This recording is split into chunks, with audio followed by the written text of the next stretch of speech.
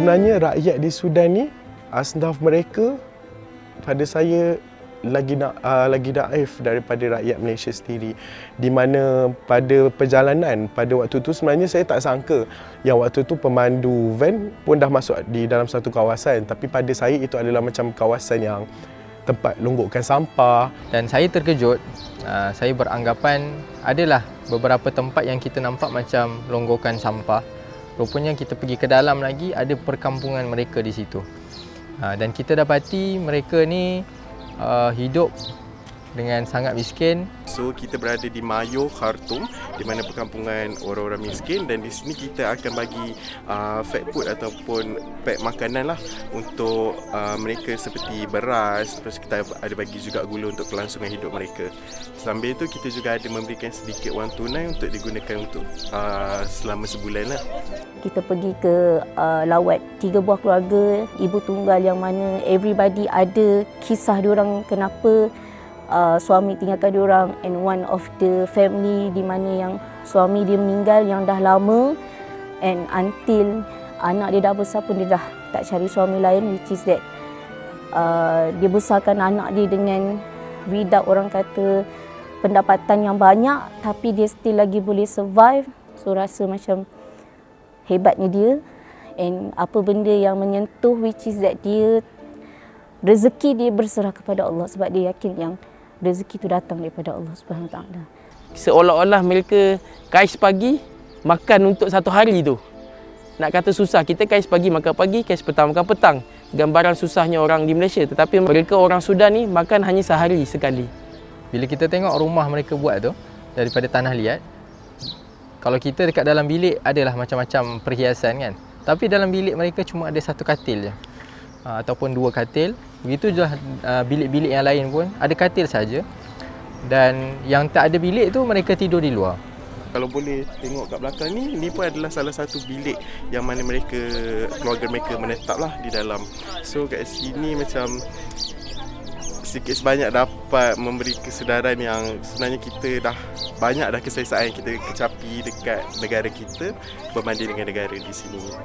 Macam mana kau hidup dengan berlantaikan pasir dibandingkan dengan Malaysia, asnaf, walaupun mereka ni susah, tapi mereka ni still ada, orang kata still lagi boleh terjaga lah, which is ada rumah, ada bumbung, ada kipas, ada elektrik semua. Okey, mereka menggunakan pelepah-pelepah kayu. Ada satu tempat tu kami tengok mereka masuk tu, bangkai-bangkai kereta tu mereka jadikan tempat tempat ataupun dinding-dinding rumah ataupun pagar. Jadi itulah yang kita katakan mereka dalam serba-serbi kesusahan, itu yang mereka mampu cari. Kalau saya ditempatkan di situ, saya tak tahulah sama ada saya boleh survive ke tak, tapi saya sangat berbesar hati sebab mereka boleh survive dan dalam masa yang sama tidak meninggalkan ajaran Islam. Tetapi walaupun begitu, walaupun mereka hidup dalam serba-serbi kekurangan, mereka bersyukur, tetap mulut mereka sebut Alhamdulillah, mereka bersyukur dengan apa yang Allah bagi. Yang ini adalah satu perkara yang kami belajarlah sepanjang program tu ataupun misi ni. Erti syukur itu sangat berharga.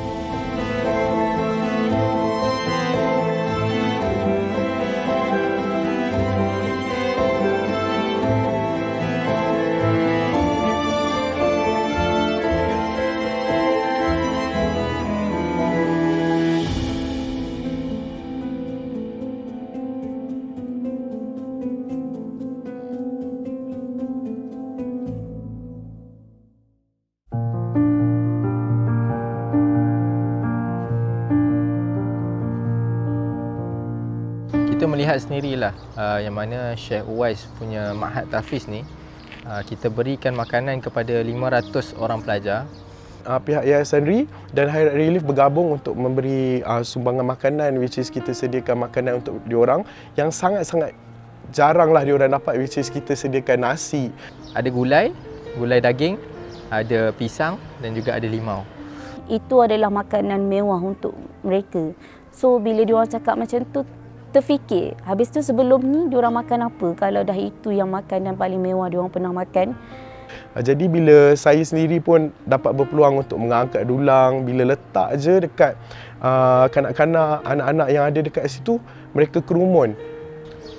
Bila kita tengok mereka makan tu dengan sangat-sangat bersungguh-sungguh lah makan, boleh kata buah mereka nak dapat tu pun agak susah.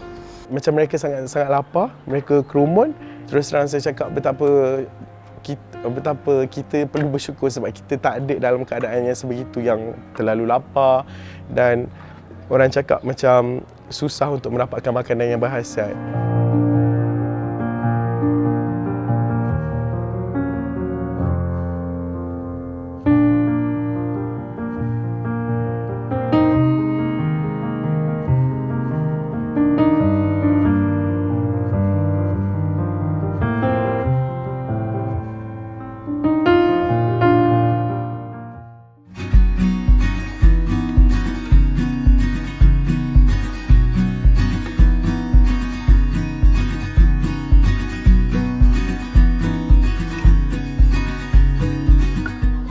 So pelajar-pelajar kat sini antara yang akan terima Al-Quran, sebab kita ada peruntukan 3,000 Al-Quran yang terbagi untuk misi di Sudan ni.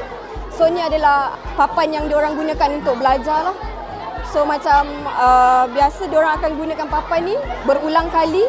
Setiap kali diorang hafal, diorang akan padam semula dan tulis semula. Luh itu digunakan juga untuk bagi menulis, belajar menulis dan membaca. Apa yang ditulis di luh itu dia akan hafal, kemudian dia akan memperdengarkan dia ke guru dia lah. Jika sampai satu tahap dia telah betul-betul ingat apa yang ditulis, tidak ada kesalahan, dia padam hafazan tu, kemudian dia akan masuk hafazan yang lain. Begitu juga dia akan tulis balik Al-Quran mengikut kadar yang dipilih oleh guru dia lah. Faktor kemiskinan juga mendorong-dorong untuk menggunakan luh tersebut.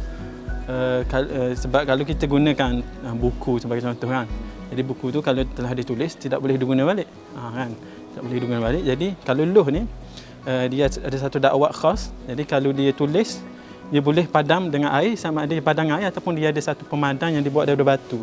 Ini dia sapu macam kertas pasir lah, batu tu dibuat macam kertas pasir, dia sapu, hilanglah dakwah tersebut. So consider limited resources lah. Jadi kita bagi naskah Al-Quran yang lebih mudah untuk mereka menelaah semula lah.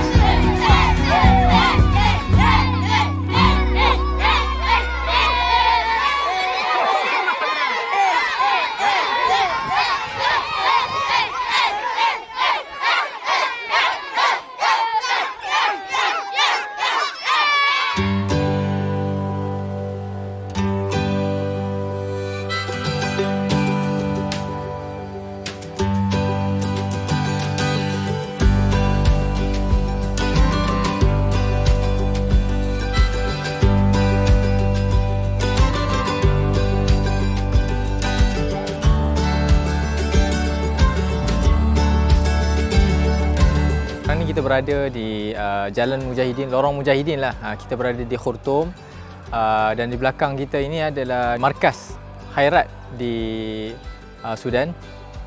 Jadi hari ini kita telah melaksanakan sumbangan kepada mereka yang memerlukan lah, khususnya kepada ibu tunggal dan anak yatim lah. Dan mereka telah datang daripada pelbagai tempat yang berdekatan dengan sini, dan ada juga yang jauh datang. Mereka sebanyak 50 buah keluarga telah datang di markas Khairat di Sudan inilah untuk kita sampaikan sumbangan kepada mereka. Di sini ibu-ibu tunggal ataupun anak-anak yatim yang kami pilih ni ataupun Khairat sendiri pilih adalah terdiri daripada anak yatim yang kematian bapa. Jadi mereka ada mak. Jadi kebanyakan kebanyakan ibu-ibu tunggal ini suami mereka meninggal sebabkan aksiden.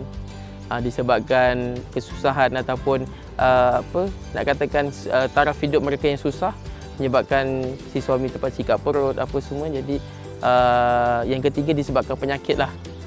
Kita tahu kos untuk perubatan memang sangat mahal, dan dalam keadaan mereka yang sangat dhaif tidak mampu.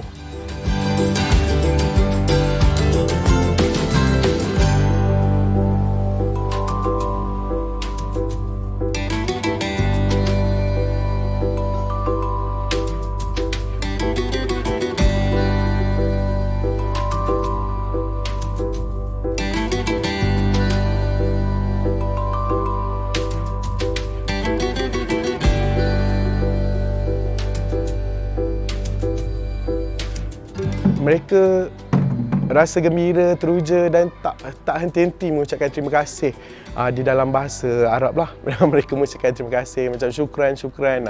Tak henti tanda-tanda kesyukuran daripada mereka.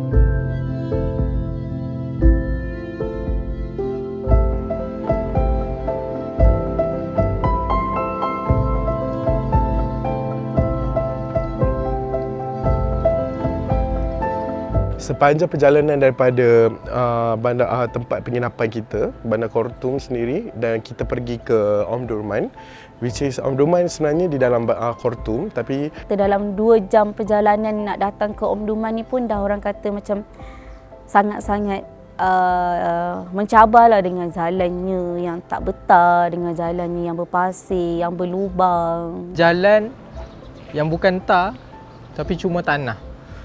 Dan tanah mereka tu banyak sangat lubang sehingga kan kita rasa dalam perjalanan tu sangat terumbang-ambing lah di dalam van. Kan bila masuk je ke Omdurman tu, kita tengok dah macam Sahara. Kan, berpasir. Kan kita boleh lihat sendiri padang jarak, padang terkukuh. Tetapi kita dapat lihat juga perkampungan-perkampungan orang-orang yang sangat susah. Kan dalam keadaan serba dhaif lah kita panggil.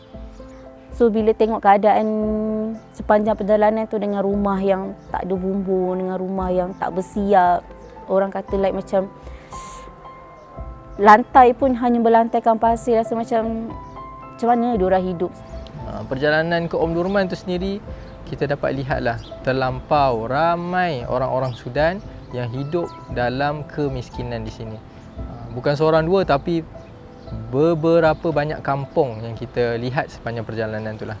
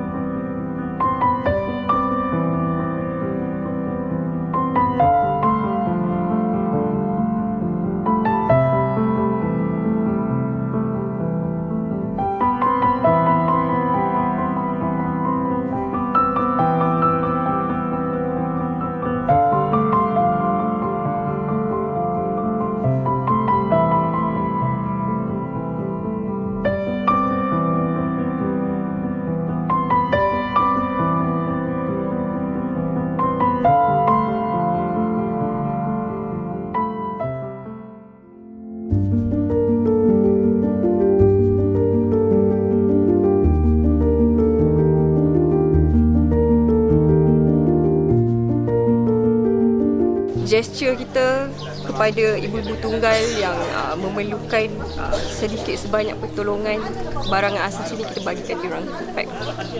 Nampak orang kata gembira lah dekat muka diorang, like macam dah berapa tahun diorang ni tak ada Al-Quran. Itulah yang paling penting untuk diorang dalam hidup diorang. Kalau kita tak ada handphone tak boleh hidup, tapi diorang tak ada Al-Quran, diorang tak boleh hidup. Macam kita pun kadang-kadang kita fikir dengan cuaca Sudan yang panas ni macam mana dia orang boleh berkaki ayam. Tapi mereka dah biasa dengan kehidupan macam tu. Kita kena pakai kasut, kita pakai selipar untuk masuk ke dalam tempat mereka tidur. Dan mereka punya katil yang sangat dhaif. Sebab mereka di sini antara penyakit utama dari segi malaria, dari segi denggi. Jadi penyakit-penyakit yang bawaan nyamuk lah. Niat aku untuk buat masjid ni untuk orang boleh solat ramai-ramai, untuk solat jemaah. Diorang tak fikir, aku nak kena buat masjid cantik-cantik untuk ni, tak. Aku buat masjid, bina masjid untuk orang solat, untuk kita sama-sama jemaah dekat situ.